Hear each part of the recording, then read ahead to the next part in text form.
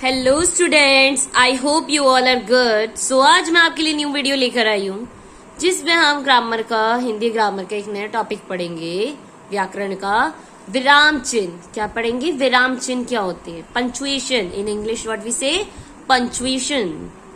तो हिंदी में विराम चिन्ह कितने होते हैं, क्या मीनिंग होता है, कहाँ पे कौन से विराम चिन्ह को क्या बोलते हैं, ये सब हम जानेंगे।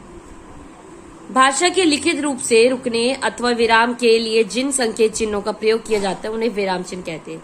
जिनके लिए हम थोड़ा सा स्टॉप लेते हैं, पॉज लेते हैं, वो चिन्ह विराम चिन्ह कहलाते हैं। अब यहाँ पे टोटल 11 चिन्ह है। ये जो चिन्ह है इसे क्या कहते हैं? पूर्ण विराम, जो एंड में लगता है सेंटेंस के। अल्प विराम, जिसे हम कॉमा कहते हैं।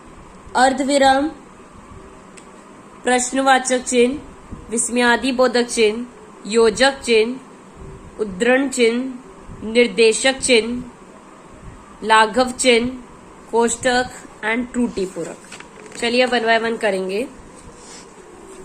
सो या फर्स्ट इज पूर्ण विराम क्या होता है? सेंटेंस के जो पूरा जब अर्थ खत्म होता है एंड में जो लगता है ठहराव के लिए उसे बोलते हैं पूर्ण विराम, कि यहाँ पे रुकना है।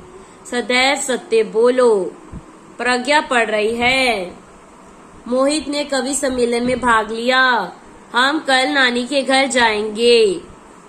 अल्प विराम क्या होता है? जो कॉमा वाले वर्ड्स होते हैं। जैसे अल्प शब्द का थोड़ा अर्थ है थोड़ा होता है। क्या होता है? थोड़ा। यहाँ पे पूरा था, पूर्ण का मतलब पूरा, अल्प माने थोड़ा। वाक्य पे जहाँ अर्धविराम से भी कम समय लगे उसे कहते हैं विराम चिन्ह। जैसे राम, लक्ष्मण, भरत और शत्रुघ्न आए थे, जो सेपरेट करता है, इसे क्या बोलते हैं? अल्प विराम। नेक्स्ट है अर्ध विराम।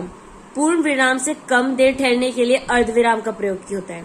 पूर्ण विराम में हम थोड़ा ज्यादा देर के लिए रुकते हैं, पर अर्ध विराम में उसके थोड़ा सा कम रुकते हैं, और अल्प विराम में अर्ध विराम से भी कम रुकते हैं। मिश्रित या संयुक्त वाक्यों में विरोध या विपरीतता के भाव को प्रकट करने के लिए हम अर्ध विराम का उपयोग होता है। वह देखने में मूर्ख लगता है किंतु है नहीं। अहिंसा का पुजारी हिंसा का शिकार हुआ, वह अमर हो गया। कठिन परिश्रम करो, परीक्षण निकट है, मैंने बुलाया तो था पर वह आया नहीं। तो ये जो चिन्ह से बोलते हैं अर्ध विराम। नेक्स्ट है प्रश्नवाचक चिन्ह, जो कि सबसे आसान चिन्ह है। क्वेश्चन मार्क वाला, कब, कौन, कैसे, कहा, जिस तरह से क्वेश्चन पूछे जाते हैं उनके आगे हम लगते हैं। आप कहाँ जा रहे हैं, आप क्या खा रहे हैं, दरवाजे पर कौन खड़ा है, आप कहाँ गए हैं। क से शुरू होने वाले जो क्वेश्चन वाले वर्ड्स है, कब, कौन, कहाँ, क्यों, किसने, कैसे, ये वाले वर्ड्स। नेक्स्ट है विस्मयादि बोधक, जिसमें हम हैरान करते हुए हर्ष, आश्चर्य शो करते हैं। हे ईश्वर, मैं अब क्या करूं, अरे वाह कितनी अच्छी साड़ी है, वाह बहुत मजा आया, हे प्रभु हमें शक्ति दो। तो इसमें आप क्या देख रहे हो? अपनी इमोशंस को, फीलिंग्स को एक्सप्रेस किया जा रहा हो जोरों से। वो होते हैं विस्मयादि बोधक चिन्ह। इस चिन्ह को क्या बोलते हैं? विस्मयादि बोधक। एंड इन इंग्लिश में हम इसे क्या बोलते हैं? Exclamation mark. नाउ नेक्स्ट आ जाओ, योजक या विभाजक चिन्ह। योजक चिन्ह होता है जो दो शब्द के युग के बीच में लगाए जाते हैं। जैसे सुख दुख, रोहन, पशु पक्षी, माता पिता, अभी अभी, इनके बीच में जो वर्ड चिन्ह लगाया जाता है वो होता है योजक चिन्ह। फिर होता है उद्धरण चिन्ह, जो मूल कथन या रचना के अंश के जो का त्यों ही प्रस्तुत करते हैं, उससे उद्धरण चिन्ह कहते हैं। जैसे कि रोहन ने कहा, पुस्तक मेज पर रखी है, तो ये हो गया उद्धरण चिन्ह। और यहाँ पे कौन सा चिन्ह है? अल्प विराम।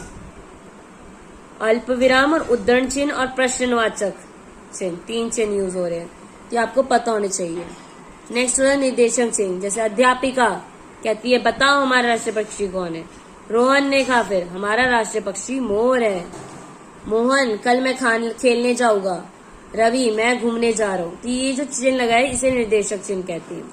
योजक चिन्ह होते हैं जो माता पिता, सुख दुख, हमने जो पढ़ा है ना वो। फिर होते हैं लाघव चिन्ह, जो संक्षिप्त रूप के लिए यूज होते हैं। टी वी, जो फुल फॉर्म के लिए यूज करते हैं। प्र, पन, प्रो, एम, ए, बी, ए आदि। जैसे मेरा भाई, उत्तर प्रदेश में रहता है। डॉक्टर, ये वाले जो वर्ड्स के पीछे शॉर्ट फॉर्म पे हम यूज करते हैं उसके पीछे ये जो चिन्ह लगा होता है इसे हम लाघव चिन्ह कहते हैं। नेक्स्ट होता है कोष्टक। बच्चों को कोष्टक चिन्ह 3 प्रकार के होते हैं। 3 तरह के ब्रैकेट होते हैं, सबसे छोटा, फिर उससे बड़ा, सबसे बड़ा। ज्यादातर तो हम इसी प्रकार का ब्रैकेट यूज करते हैं जिसे हम कोष्टक कहते हैं, पर ये 3 भी कोष्टक के अंदर आएंगे। नेक्स्ट है त्रुटि पूरक चिन्ह। त्रुटि पूरक चिन्ह होते हैं ये वाले, जब हम एरो डाल के करते हैं या कोई वर्ड छूट जाता है तो हम ये डालते हैं ना एरो, इसे बोलते हैं त्रुटि पूरक चिन्ह। कि ऊपर लिखे कि ये जो वर्ड एरो पर जा रहे हैं वो इसके बीच का वर्ड ऊपर है, या नीचे की तरफ होता है तो नीचे है, तो इस चिन्ह को क्या बोलते हैं? त्रुटि पूरक चिन्ह। तो ये थे आपके टोटल 11 चिन्ह। आई होप आपको याद हुए होंगे। चलिए मेरे साथ रिपीट करिए। पूर्ण विराम, अल्प विराम, अर्ध विराम, प्रश्नवाचक चिन्ह, विस्मयादिबोधक, योजक, उद्धरण, निर्देशक, लाघव, त्रुटिपूरक, कोष्टक। टोटली 11 चिन्ह है, ये आपको याद होने चाहिए। आज के लिए इतना ही। नेक्स्ट वीडियो में हम एक नया टॉपिक पढ़ेंगे हिंदी ग्रामर का, जिसमें हम कुछ और जानेंगे जो काफी इंपॉर्टेंट है हमारे लिए। अगर वीडियो अच्छी लगी हो, हेल्पफुल लगी हो तो वीडियो को लाइक कर दीजिएगा, शेयर कर दीजिएगा अपने फ्रेंड के साथ, एंड उससे पहले मेरे चैनल को सब्सक्राइब कर दीजिए ताकि और भी ऐसी वीडियोस मैं आपके साथ शेयर करती रहूं। So thank you so much everyone for watching my video, and don't forget to subscribe my channel.